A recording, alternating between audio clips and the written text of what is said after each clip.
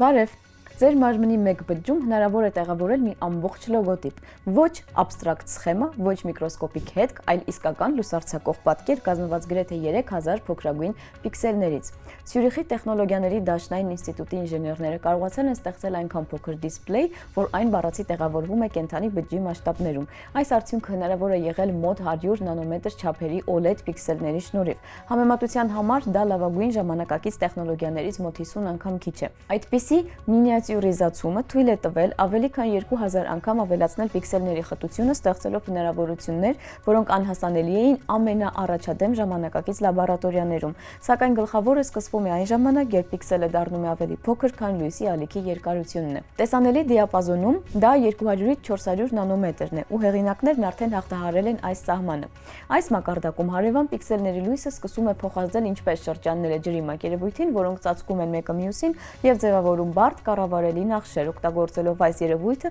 ինժեներները կարող են ուղղել լույսը անհրաժեշտ ուղղությամբ, ուժեղացնել այն, հաղորդել նրան կոնկրետ բևեռացում եւ այլն։ Այդպիսի լույսն արդեն կիրառվում է օրինակ մանրադիտակի տակ քաղցկեղային բջիջներ հայտնաբերելու կամ փոքրագույն լազերների ստեղծման համար։ Ողջ նախագծի տեխնոլոգիական հիմքը սիլիցիումի նիտրիդից պատրաստված ուլտրաբարակ կերամիկական մեմբրաններն են։ Դրանք թույլ են տալիս պատրաստել շաբլոններ, որոնք հազարավոր անգամներ ավելի բարակ են ավանդական մետաղական դիմակներից, սակայն դրա հետ մեկտեղ մնում են բավարար ամուր ձևը պահպանելու համար։ Ու ինչն ապագայի համար հատկապես կարևոր է, ամբողջ process-ը համատեղելի է միկրոսխեմաների պատրաստման սովորական մեթոդների հետ, ինչը նշանակում է, որ տեխնոլոգիան պոտենցիալ մասշտաբավորվող է։ Այն կարող է ունենալ կիրառության լայն շրջանակ, դրանք թե գերհստակ դիսպլեյներն են համալրված իրականության սարքերի համար, թե նոր սերնդի մանրադիտակներ, որոնք կարող են տարբերել նախկինում անհասանելի դետալներ, թե կենսասենսորներ, որոնք կարող են ընթերցել առանձին նեյրոնների ազդանշանները աննախադեպ ճշգրտությամբ տեսնելով ուղեղի աշխատանքը։ Իսկ հեռանկարում հնարավոր կլինի ստեղծել իսկական հոլոգրաֆիկ պատկերներ։ Եթե փոխազդող պիքսելները ճիշտ կերպով տեղավորվեն տարածության մեջ,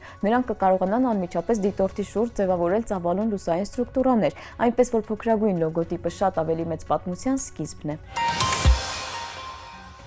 Պատկերացրեք գալակտիկա, որն իր ամբողջ կյանքն անցկացրել է միայնության մեջ, առանց հարևանների, առանց բախումների, առանց արտաքին ցնցումների, ու հանկարծ նրանում բռնկվում է ակտիվ աստղա առաջացում։ Հենց այսպիսի հանելուկ էր դարձել NGC 6789 մեկուսացված թզուկ գալակտիկան, սակայն հիմա աստղագետները վերջապես պարզել են, թե ինչ էր կանգնած այդ անսպասելի բռնկման հետևում։ NGC 6789 գտնվում է մեզանից 12 միլիոն լուսատարի հեռավորության վրա, տեղային վոիդում տիեզերական տարածությունում, որը գալակտիկական չափումներով գրեթե դատարկ է։ Սա երկնագույն կոմպակտ գալակտիկա է, որը հայտնաբերվել է դեռ 19-րդ դարում, սակայն միայն վերջերս է գրավել գիտնականների ուշադրությունը։ Պարզվել է, որ գալակտիկայի աստղերի մոտ 4%-ը ծնվել է վերջին 600 միլիոն տարվա ընթացքում։ Սա զարմանալի է նման լուռ ու միայնակ համակարգի համար։ Աստղաֆիզիկայի կանարյան ինստիտուտի թիմը մանրակրկիտ դիտարկումներ է անցկացրել TTT-3 2 մետրանոց աստղադիտակի օգնությամբ ու ուսումնասիրել է SDSS արխիվային տվյալները։ Հետազոտողները ստուգել են գլխավոր կասկածը՝ չէր կարող արդյոք գալակտիկան բախված լինել ինչ-որ բանի հետ անցյալում,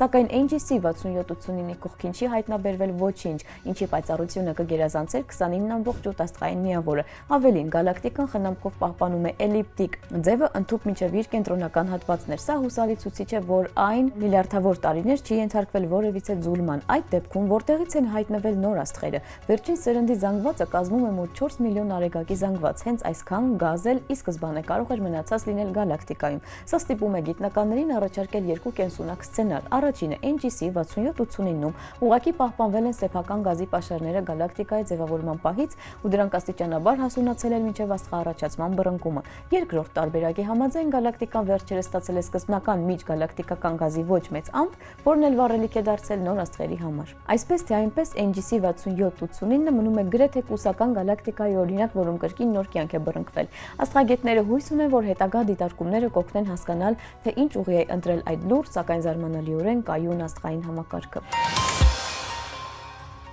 Այս շաբաթվա գիտնականն է Սանտիագո Ռամոն Ի Կախալը։ Ռամոն Ի Կախալն այն մարդն է, ով նորովի բացահայտեց ուղեղն ու ստիպեց գիտությանը արմատապես փոխել հայացքները նյարդային համակարգի էության նկատմամբ։ Իսպանացի բժիշկ, հյուսվածքաբան ու Նոբելյան մրցանակակիր, նա աշխատել է ժամանակաշրջանում, երբ գիտական պատկերացումներում նեյրոնը որպես ինքնուրույն միավոր դեռ գոյություն չուներ, ու հենց Ռամոն Ի Կախալը դարձավ այն մարդն, ով առաջին անգամ համոզիչ կերպով ցույց տվեց, որ ուղեղը բաղկացած է առանձին բջիջներից, ոչ թե միասնական, անդադար ցանցից, ինչպես համարվում էր տասնամյակներ շարունակ։ Նրա ճանապարհը սկսվել է 19-րդ դարի վերջին, երբ միկրոսկոպիան որպես ճշգրիտ գիտական ուղղություն նոր էր ձևավորվում։ Ռամոն Իկախալն օգտագործել է Կամիլիո Գոլջիի մշակած արծաթով իմպրեգնացիայի մեթոդը, բարելավել այն ու հասցրել այնպիսի ճշգրտության, որ կարողացել է տեսնել նյարդային բջիջների դետալներ, որոնք մինչ այդ անհասանելի էին։ Նրա նկարներում դենդրիտներ են, աքսոններ ու սինապսներ, ուղեղի ամբողջային ճարտարապետությունը, առանց որի անհնար է պատկերացնել ժամանակակից նեյրոկենսաբանությունը։ Այդ պատկերները մինչև հիմա ցնցում են իրենց ճշգրտությամբ ու գեղարվեստական արտահայտությամբ։ Յուրաքանչյուր պատկեր միաժամանակ դիագրամ է եւ արվեստի գործ, սակայն Ռամոն Իկախալի գլխավոր հայտնագործությունը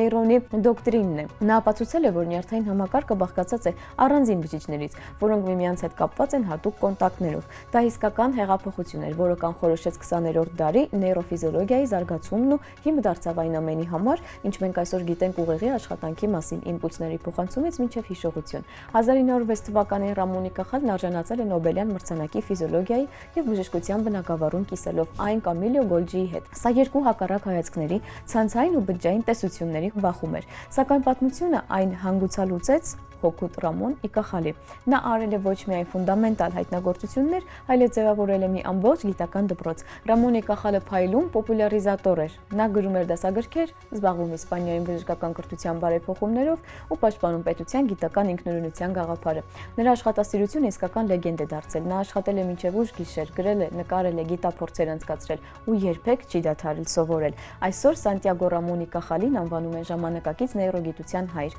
Նրա նկարները պահվում են թանգարաններում, նրա գիտական մեթոդը ուշադիր դիտարկում, համբերություն ու խիզախություն մեկնություններում։ Հետազոտողների համար օրինակ է մնում ամբողջ աշխարհում։ Իսկ այսօրվա համար այսքանը, կհանդիպենք։